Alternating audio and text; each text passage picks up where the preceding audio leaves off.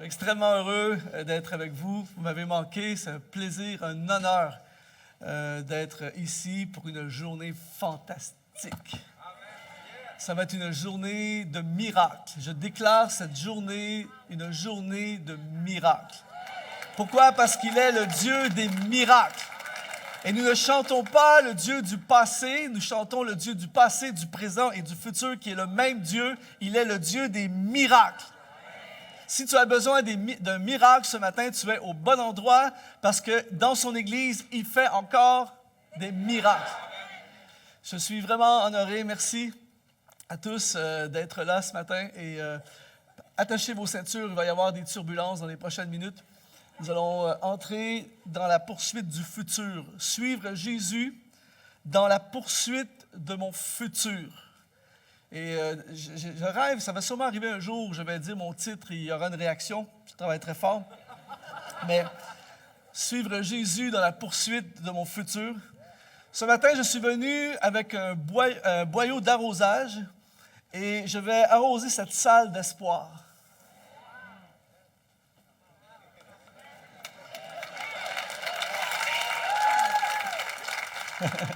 C'est vrai que c'est la réunion de 9 heures, hein? C'est vrai. J'aimerais faire une annonce à l'Église Nouvelle Vie ce matin. J'aimerais vous annoncer que le futur de l'Église Nouvelle Vie est glorieux.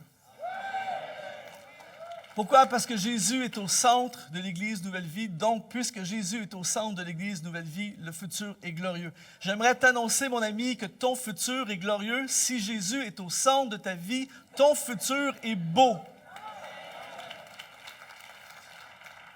J'étais en Suisse il y a pas tellement longtemps de ça. Et à la fin de la réunion, il y a un monsieur qui est venu me voir et il m'a pris tout de suite. Avant de dire quoi que ce soit, il m'a pris dans ses bras, il m'a serré fort, il m'a dit « Luc, merci, merci ». Et je pense que la photo du monsieur va apparaître sur l'écran. Et ce monsieur, c'est très spécial parce que il m'a raconté que 2 ans auparavant, j'étais à son église et j'ai prêché un message qui s'intitulait « Le futur est beau ». Et j'avais dit, je ne me souviens pas vraiment de ce moment particulier, mais il m'a dit que dans le message, j'ai dit que si on plaçait le Seigneur Jésus au centre de notre vie, on est condamné à un futur extraordinaire. Et ce matin-là, il dit avoir pris vraiment la décision de se consacrer vraiment à Jésus. Et j'avais dit dans le message, apparemment également, j'avais dit que souvent, avant les moments les plus glorieux de nos vies, viennent les moments les pires de nos vies. Ça, c'est la section où il y a moins de « Amen ». Et donc, ce matin-là, il dit, j'ai pris la décision, j'ai décidé de suivre Jésus, de me consacrer à Jésus. Le lendemain matin, je vais au travail, lui, il perd sa job. Et s'il y a un endroit sur la terre où tu ne veux pas perdre ton emploi, c'est en Suisse. Je veux dire, c'est un pays extraordinairement cher. C'est un beau pays, mais c'est cher. Ils vont bientôt facturer pour respirer. Et il dit qu'il y a vraiment eu un moment de découragement total, tout ça. Et le soir, quand il rentrait à la maison, il annonçait la nouvelle à sa femme, il y avait un down dans la maison. Et il s'est rappelé les paroles d'un pasteur canadien qui s'appelle Luc Dumont, qui a dit souvent, avant les meilleurs moments de nos vies viennent les moments les pires de nos vies. Mais si Jésus est au centre, le futur est beau. Donc, il dit qu'il a remonté la pente. Et à la fin de la semaine, ça faisait des années, en fait, qu'il voulait démarrer son entreprise, mais il attendait les conditions parfaites. Et puisque les conditions parfaites n'arrivent jamais, il n'a jamais démarré son entreprise. Mais là, il a dit à sa femme, on n'a plus rien à perdre, on n'a plus rien. J'ai plus d'emploi, on démarre l'entreprise. Et là, ce soir-là, il me prend dans ses bras et dit, Luc, c'est incroyable, dans la première année, j'ai fait 2 millions. Combien sont prêts à perdre leur emploi ce matin? Alléluia! Quand Jésus est au centre, le futur est beau. C'est pour ça que j'ai décidé de suivre Jésus dans la poursuite de mon futur. Et ce matin, je veux vraiment vous encourager à faire de Jésus le centre, la direction, le suivre lui, et vous ne serez jamais déçus. C'est sûr que le futur est beau. Ça s'en vient. En fait, il y a une autre photo qui va apparaître, la photo des garages. J'appelle ça la photo des garages. C'est pour encourager tout le monde à démarrer son garage, à s'acheter un garage. En fait, nous regardons ces garages qui ont bien tourné, n'est-ce pas? Nous voyons ces garages qui sont en quelque sorte Nous les voyons avec la perspective du futur. Nous savons maintenant ce qui est arrivé, mais ils ont déjà été dans le garage. Combien sont d'accord avec moi pour dire que ça a bien tourné leur histoire? Mais quand je regarde cette photo, je vous vois et je me vois. C'est-à-dire qu'il y a certaines personnes ce matin, vous êtes en ce moment dans votre vie, vous êtes dans la saison garage. Vous savez, la vie, c'est des saisons. Et il y a des gens en ce moment, vous êtes dans la saison garage. Mais je vous annonce une bonne nouvelle ce matin. Si Jésus est dans le garage, vous allez sortir éventuellement du garage. Dis à ton voisin, sors du garage. Éphésiens, chapitre 3. Et là, je sais que ce que je vais dire dans un instant, je sais que je vais manquer de crédibilité parce qu'à chaque fois que je cite un verset, je dis tout le temps que c'est mon verset préféré. Mais lui, il fait vraiment partie des préférés des préférés. Éphésiens, chapitre 3, verset 20, un passage extraordinaire qui dit « Or, à celui qui peut faire, par la puissance qui agit en nous, infiniment au-delà de ce que nous demandons ou pensons, à lui soit la gloire dans l'Église, en Jésus-Christ, dans toutes les générations, au siècle des siècles. Amen. » Vous savez, il y a des versets comme ça dans la parole de Dieu on pourrait juste les lire puis s'en aller chez nous tellement ils sont puissants. On pourrait juste les lire. Moi, un jour, ça va arriver, je vais lire un verset, il va y avoir une vague, une ovation. Ce verset-là, il est bon. Or, à celui qui, par la puissance qui agit en nous, peut faire infiniment au-delà de ce que nous demandons ou pensons. Là, attention, ça va devenir intéressant.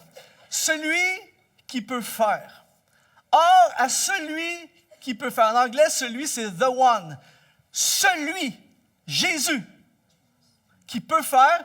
Quand on étudie le texte grec, dans le Nouveau Testament, ça a été écrit en grec. Dans le grec, l'expression qui peut faire, c'est dunamaï. Dunamaï veut dire également capable, doué et qui a la puissance. Or, à celui qui est capable. Jésus est. Vous savez, ce qui souvent empêche les gens de se lancer vers le futur, de poursuivre le futur, de croire à un futur, c'est ce sentiment d'incapacité. Je ne suis pas capable de surmonter cette situation. Je ne suis pas capable de passer au travers cette maladie. Je ne suis pas capable de passer au travers cette montagne de problèmes. Je ne suis pas capable de relever ce défi. Je ne suis pas capable de démarrer mon projet. Je ne suis pas capable de me lancer. Voyez-vous? Et c'est souvent ce sentiment d'incapacité qui nous bloque le futur. Mais la bonne nouvelle ce matin, c'est que lui, il est capable. Par exemple, l'été dernier, je suis allé chez des amis. Je suis allé chez quelqu'un qui est en train de... En fait, il a acheté une maison à rénover. Et là, quand je suis arrivé, la personne m'explique tout le projet de rénovation. Et là, je regarde ça, je dois vous confesser que j'ai aucune idée quoi faire avec ça. S'il y a une chose que je suis certain, il y a plein de choses dans la vie dont je ne suis pas certain, mais s'il y a une chose dont je suis certain, c'est que des rénovations, c'est pas mon nom. Et là, en fait, je regardais, j'ai aucune idée, comment tu fais pour refaire une salle de bain, un bain? Comment tu arraches le bain? Ça, on peut toujours trouver le moyen de l'arracher, mais en mettre un autre, les tuyaux, comment ça marche? J'ai aucune idée comment rénover sa maison. Mais écoutez bien ceci. J'ai dit à la personne, je connais quelqu'un qui est extraordinaire dans les rénovations. Et à partir du moment où je connais quelqu'un qui peut faire les rénovations, même si je ne peux pas les faire, la maison a un futur quand même. Je connais quelqu'un qui est... Alors, je ne sais pas quelle est ta situation ce matin, je ne sais pas quelles sont tes incapacités, mais je connais quelqu'un qui est... Et s'il y a des choses dans ma vie, vous savez, il y a des choses très, très profondes parfois qu'on apprend dans la vie. Et s'il y a une des choses très profondes que j'ai appris dans la vie, c'est qu'il y a vraiment une différence entre incapable et capable.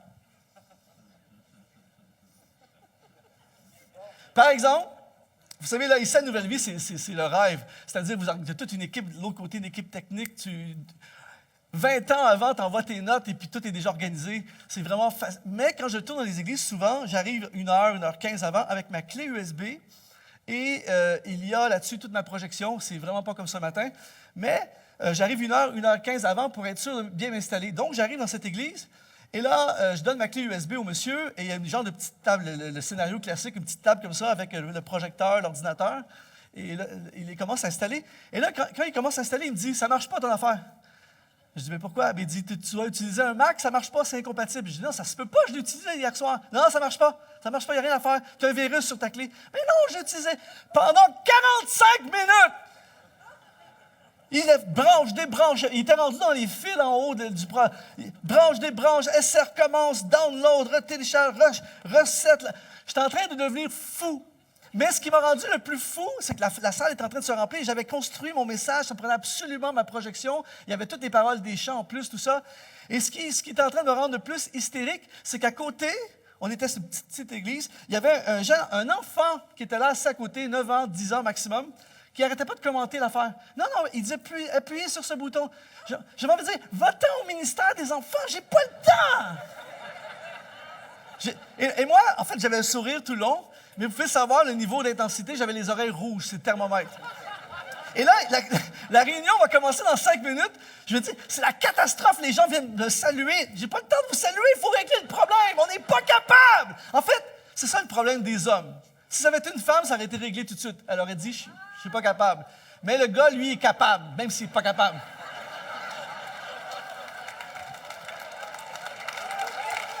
Attention les femmes, j'ai d'autres choses pour vous plus tard.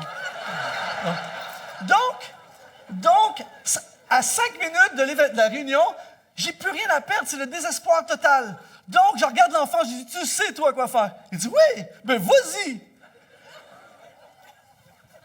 L'enfant est arrivé, 30 secondes, on va dire 1 minute maximum, mais c'est plus 30 secondes. Pouf, ça a apparu sur l'écran. Incroyable! Ce jour-là, j'ai appris la différence entre pas capable et capable. Eh bien, mon ami, j'aimerais te dire ce matin, Jésus est... Alléluia! Ça veut dire qu'on peut commencer à faire des plans, on peut commencer à planifier, on peut commencer à espérer, on peut commencer à se lancer, on peut s'inscrire, on peut le faire, même si on est incapable, on connaît celui qui est... Alléluia! Je ne sais pas pour vous, mais je suis boosté par mes propres messages, c'est incroyable. Et là, ça continue, c'est pas fini, ça continue. Or, à celui qui est capable de faire infiniment au-delà. Et en anglais, des fois, les mots anglais sont plus forts. En anglais, c'est beyond. Beyond, ça veut dire au-delà. Mais on dirait que beyond, c'est plus loin encore. En fait, tout ça pour vous dire, mes amis, ce matin, Dieu est le spécialiste de l'épatement. Jésus veut t'épater. Avez-vous déjà été dans votre vie épaté? Quelqu'un qui t'épate. Moi, j'ai vécu, Sébastien, ça va te toucher. J'étais dans une église. En fait, j'ai un ami pasteur. J'ai beaucoup d'amis pasteurs, mais j'ai un ami pasteur qui, à un moment donné, me dit, je joue de la guitare. J'ai dit, ouais. Pour moi, un pasteur qui joue de la guitare, c'est en fait un pasteur qui doit apprendre 3 ou 4 accords pour des réunions de semaine où il n'y a personne qui vient, il n'y a pas de musicien. Et là, il fait de la guitare j'appelle ça de la guitare 911. Ceux qui regardent à l'étranger, vous ne comprendrez pas. 911, c'est l'appel au secours. Donc, alors, il se débrouille. Donc, pour moi, les pasteurs qui jouent de la guitare, c'est ça. Donc, il me dit, je joue de la guitare. Je dis, ouais, c'est sûr. Et là, finalement, quelques temps plus tard, je vais à son église, on est dans le bureau avant la réunion, on est en train de prier, il se prépare, il dit, il faut que j'aille, je joue de la guitare ce matin. Je dis, c'est sûr. Finalement, il s'en va s'installer, tout ça. Et moi, j'arrive, alors que la louange était commencée. J'arrive, le gars est en train de jouer sur l'estrade. Je suis presque tombé sans connaissance. Un truc de fou, le gars, il jouait des solos. J'ai dit, c'est pas lui, ça se peut pas. En fait, il jouait infiniment au-delà de ce que j'imaginais. J'aimerais t'annoncer, mon ami, Dieu est capable de faire infiniment au-delà. C'est pour ça que j'ai choisi de suivre Jésus. Je le suis sur la route de mon futur parce qu'il est capable de faire infiniment, attention, ça va devenir bon, infiniment au-delà de ce que nous demandons et pensons. au-delà de ce que nous demandons. Vous savez, il faudrait qu'on commence à demander. Je ne sais pas comment ça se passe ici, mais souvent les gens c'est plus un réflexe de se plaindre que demander. Souvent les gens, quand ils sont prisonniers de leur présent, ont tendance à se plaindre. Je sais que je ne parle pas de vous, mais je raconte ce qui se passe à l'étranger. Là, je vais vous dire quelque chose d'extrêmement profond, ce que je vais vous dire. Là, ça va révéler, ça va changer votre vie pour toujours. Vous êtes prêts? Quand on se plaint, les gens s'en foutent. Par exemple, si j'arrive ici ce matin, je vous dis, j'ai mal dormi cette nuit, j'ai une semaine épouvantable, j'ai pas été bien hier. Vous vous en fichez, prêche, tais-toi et prêche. Et se plaindre ne règle pas la situation. Donc, à la place, se plaindre ne demande pas plus d'énergie que demander. Donc, il est capable de faire infiniment au-delà de ce que nous demandons. Le mot grec pour demander, c'est le mot aiteo. Aiteo, ça veut dire également pétition, requête. Je crois qu'on a besoin de revenir à demander. Attention, le mot, c'est aiteo. Ça dit, écoutez bien, c'est fort. Il est capable de faire infiniment au-delà de ce que nous demandons. Dans Matthieu, au chapitre 21, verset 2, ça dit, tout ce que vous demanderez, c'est le même mot, aiteo. Avec foi, par la prière, vous le recevrez. Je pense qu'il y a des gens qui n'ont pas compris, là.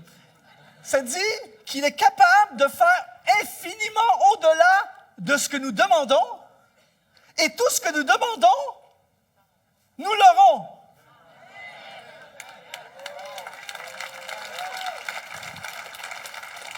En fait, ce que ça veut dire, c'est que c'est comme si tu allais au restaurant, tu demandes une bavette et tu finis avec un filet mignon.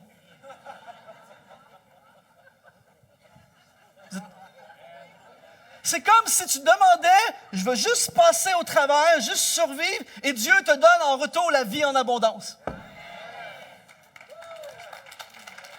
Or, celui qui est capable de faire infiniment au-delà de ce que nous demandons et pensons. Là, ça va devenir fort. Le mot « penser » dans le grec, c'est le mot « noéo » qui veut dire « concevoir » ou « comprendre ». Là, écoutez bien ceci. Ce qui empêche souvent les gens de suivre Jésus et dans la poursuite du futur et de poursuivre le futur, c'est qu'on est pris dans le présent avec une situation dans le présent qui a l'air impossible, qu'on ne sait pas. Et en fait, on voit le futur à la lumière de ce que nous savons. Mais écoutez bien ceci. Voici une réalité extraordinaire. Il y a ce que nous savons.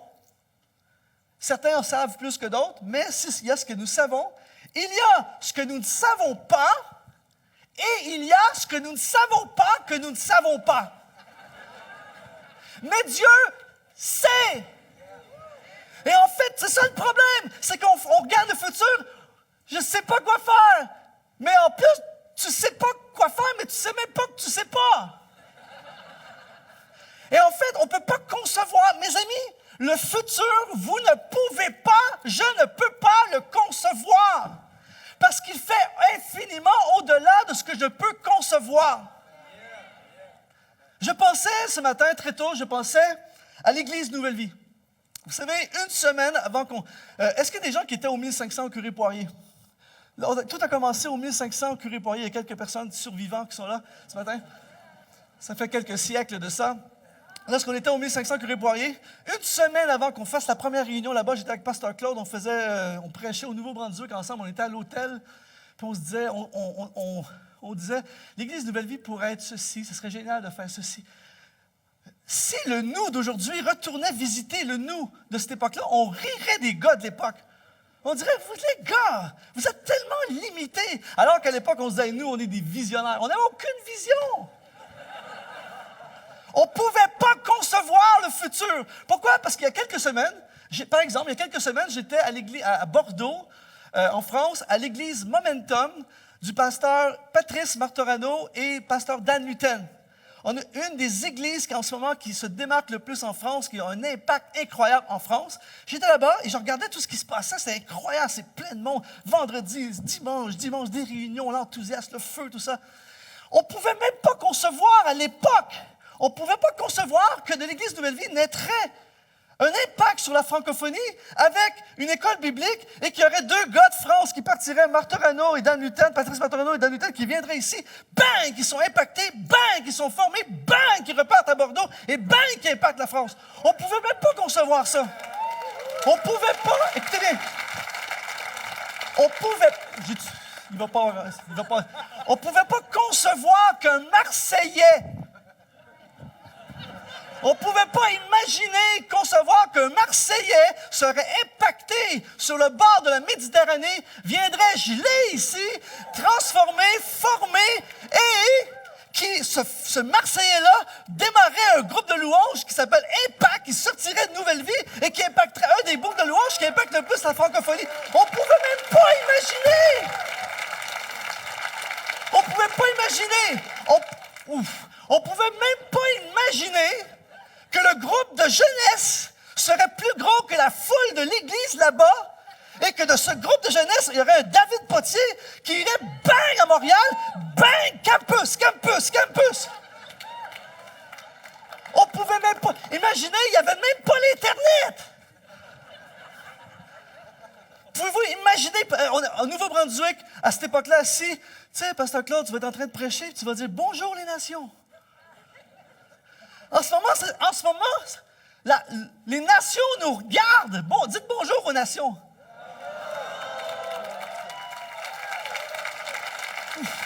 Or, à celui qui peut faire infiniment au-delà de ce que nous demandons ou pensons. Vous savez, une des choses que j'aime quand je vais prêcher en Afrique, je leur dis, est-ce que je peux prêcher comme je pense? Et les gens répondent, dis-nous tout!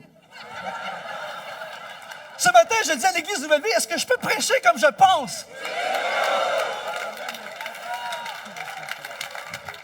Mon ami, tu as un futur. Si Jésus est au centre de l'affaire, si tu décides je vais suivre Jésus, il va se passer des choses dans la prochaine année et dans les prochaines années que tu n'as même pas les mots.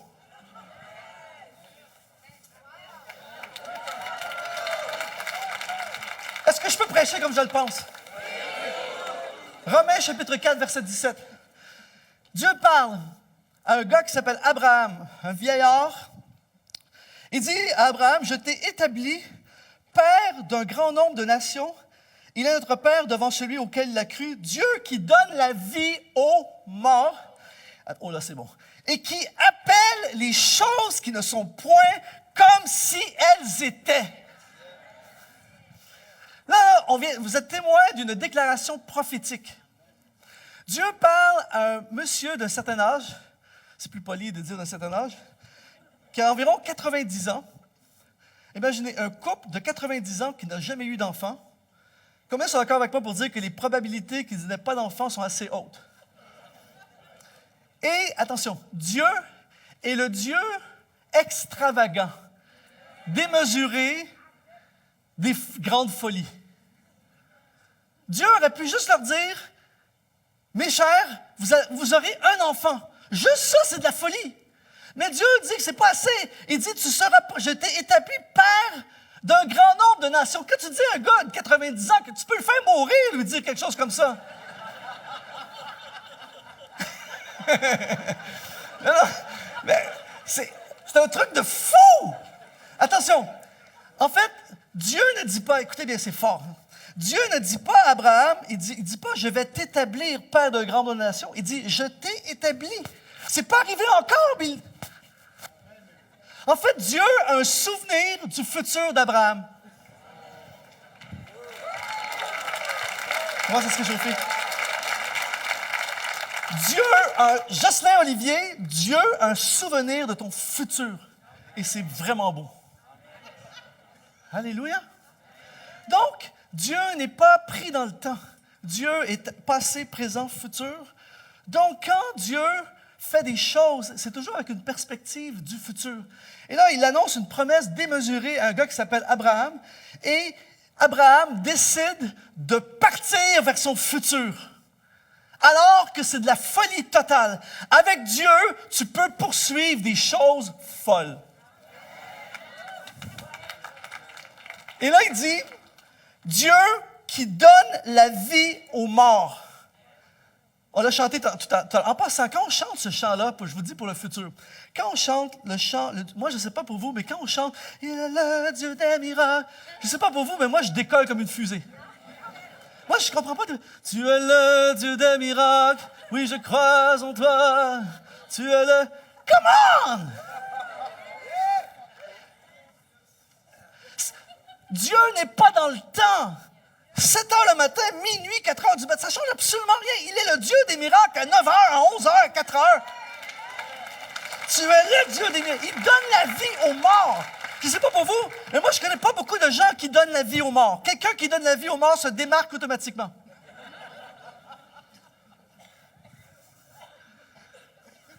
Quelqu'un dit Amen ce matin? Et là, en fait, quand il dit « donne la vie » dans le grec, ça parle de rendre vivant ce qui est mort. Oh! Dieu peut redonner la vie à ce qui est mort. Et là, attention, j'ai gardé le meilleur pour la fin. Ça dit qu'il appelle les choses qui ne sont point comme si elles étaient. Est-ce que je peux prêcher comme je le pense? Là, attention, là, c'est de la folie. Attention, il y a des gens, juste ce que je vais vous dire dans les prochains instants, ça valait la peine de se lever le matin juste pour entendre ça. Écoutez bien. Il appelle les choses qui ne sont point comme s'ils étaient. Appeler, écoute bien ça, Jocelyn. Appeler dans le grec, c'est kaléo. Kaléo, c'est le même mot pour sommation, comme une sommation du juge. Et moi, quand j'ai étudié ça, ça m'a parlé énormément parce qu'il y a quelques mois, j'ai reçu une lettre du ministère de la Justice et j'ai reçu une sommation à me présenter au palais de justice de Longueuil pour une sélection pour un jury, pour un gros procès criminel. Et là, je reçois la lettre, je dis « Oh non, j'ai pas le temps, je suis occupé, je voyage, j'ai pas le temps. » Et là, c'est écrit à la fin « Si vous ne vous présentez pas, vous êtes passible de prison. » Tout à coup, mon horaire s'est libéré.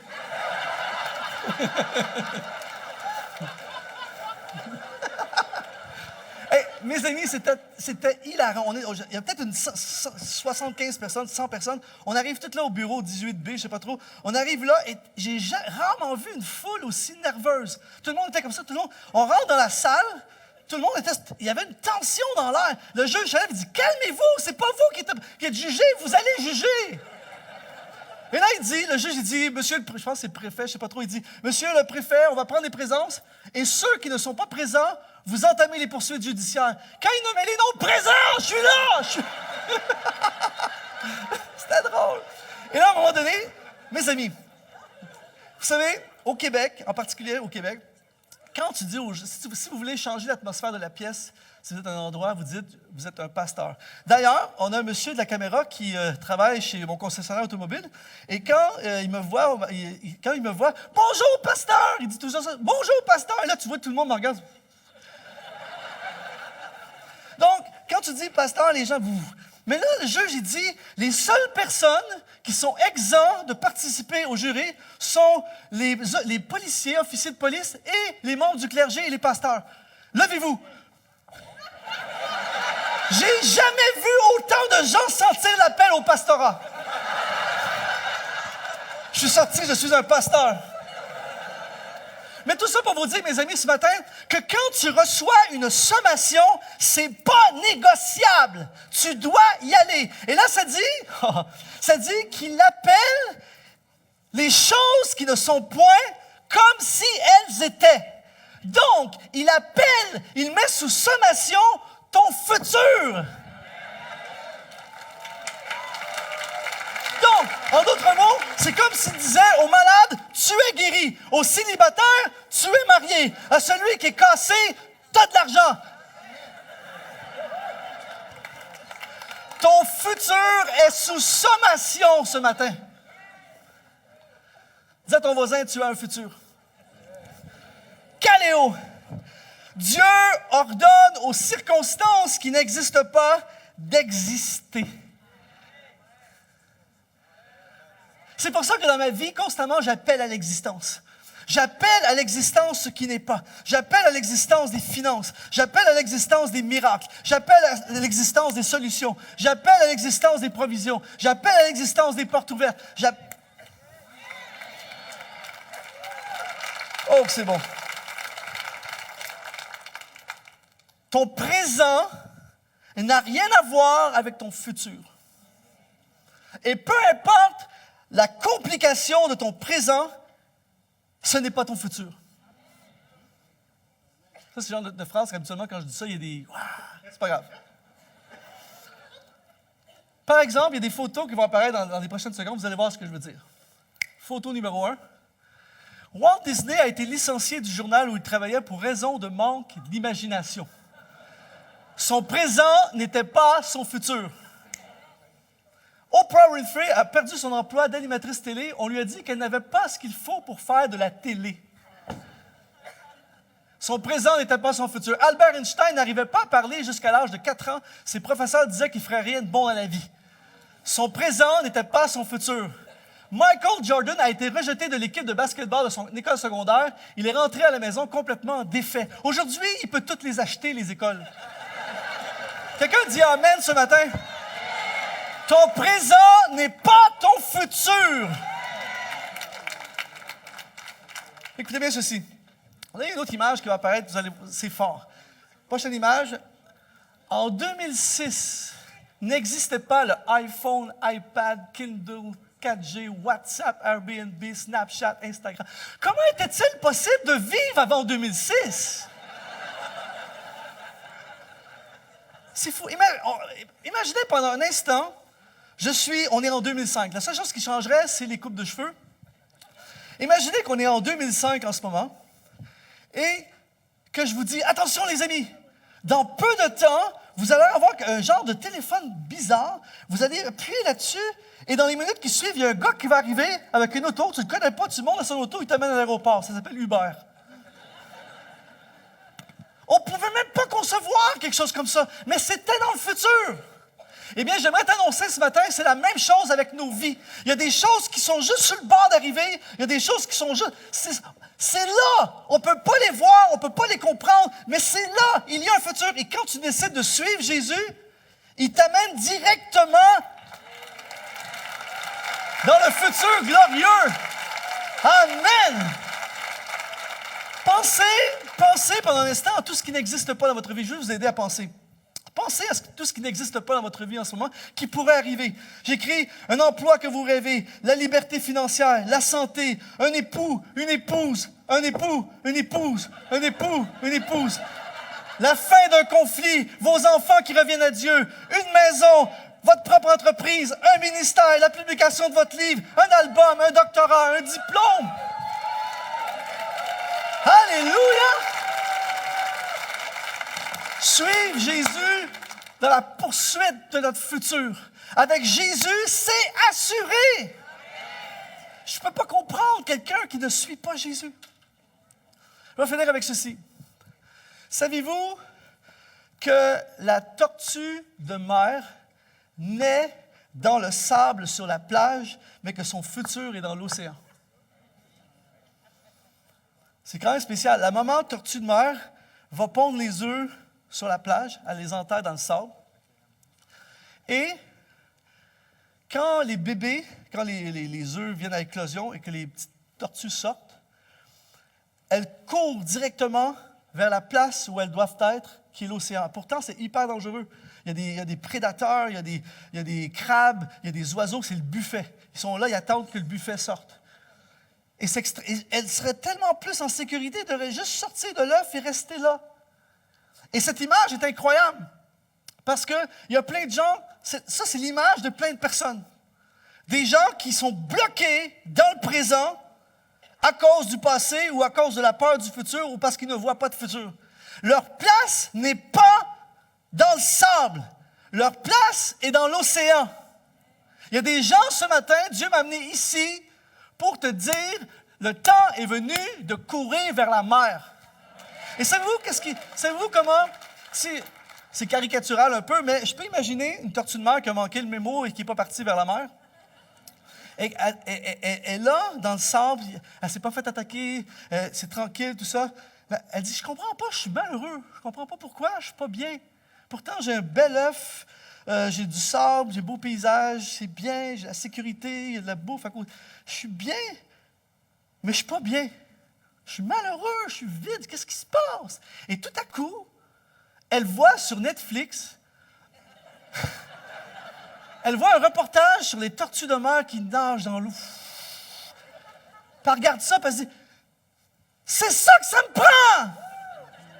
Je comprends maintenant! Et là, tout à coup, tant pis, elle sort de la coquille, puis elle court vers l'océan. Et ce matin, spirituellement, c'est exactement ce qui va arriver dans la vie de plusieurs personnes ici. Dieu m'a amené ici pour te faire sortir de la coquille, pour que tu cours vers la place où tu aurais toujours dû être, dans l'océan. Ton futur n'est pas de mourir sur la plage, ton futur est de nager dans l'océan bleu.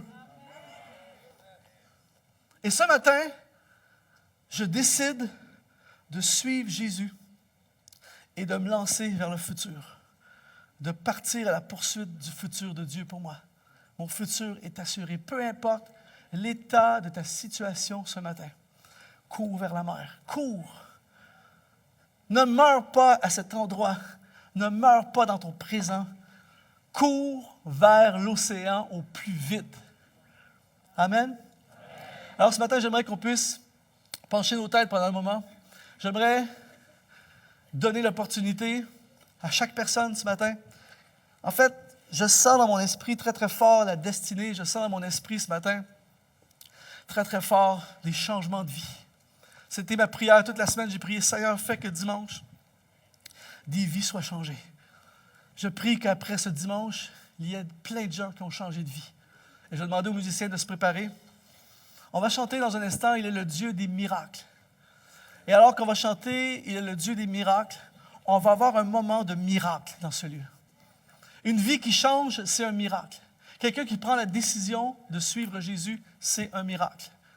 Alors ce matin, pendant que nos yeux sont fermés, c'est un moment extrêmement important.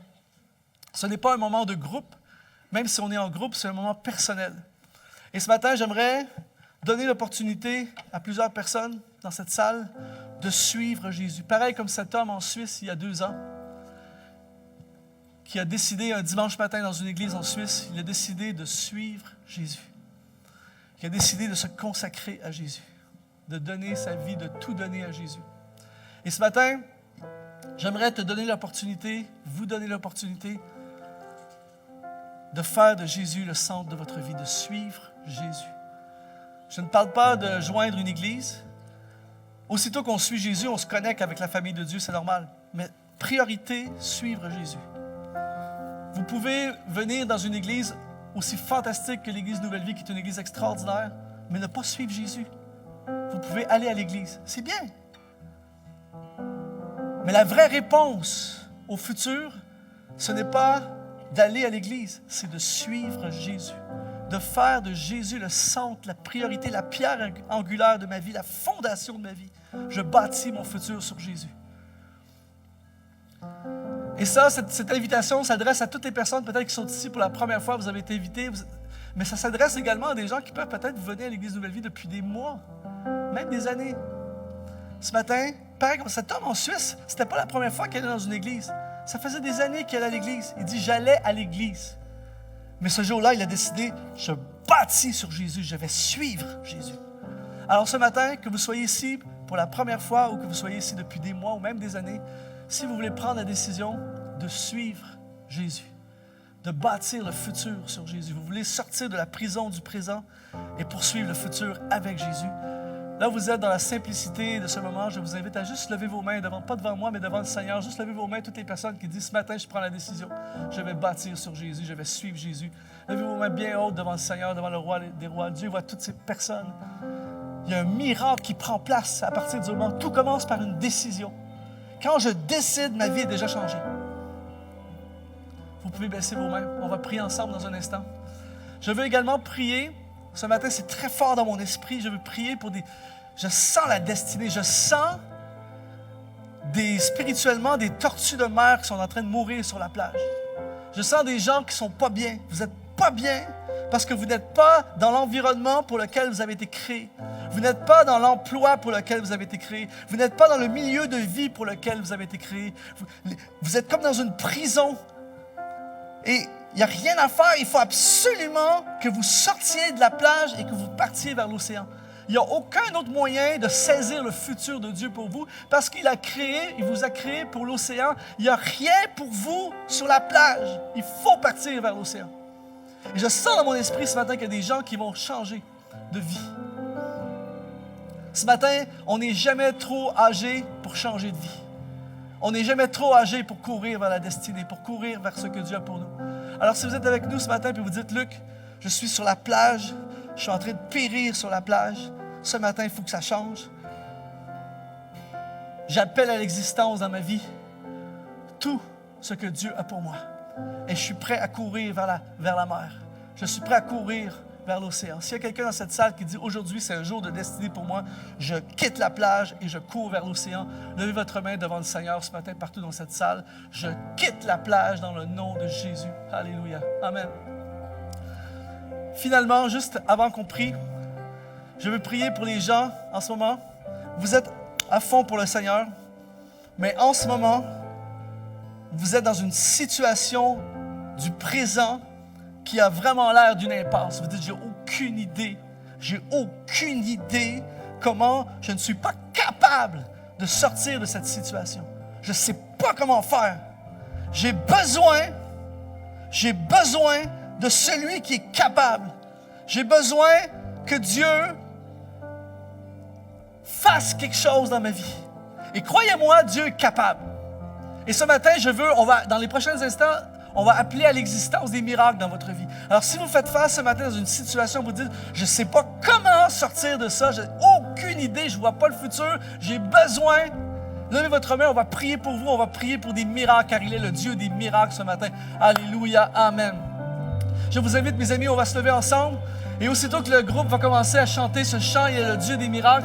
Toutes les personnes qui ont levé la main, peu importe la raison, peu importe si c'est entre vous et Dieu, je vous invite dans un moment symbolique, spirituel, je vous invite à courir vers l'océan. Je vous invite à quitter votre place et à juste venir ici. On va prier ensemble. Ce matin, n'hésitez pas, venez maintenant.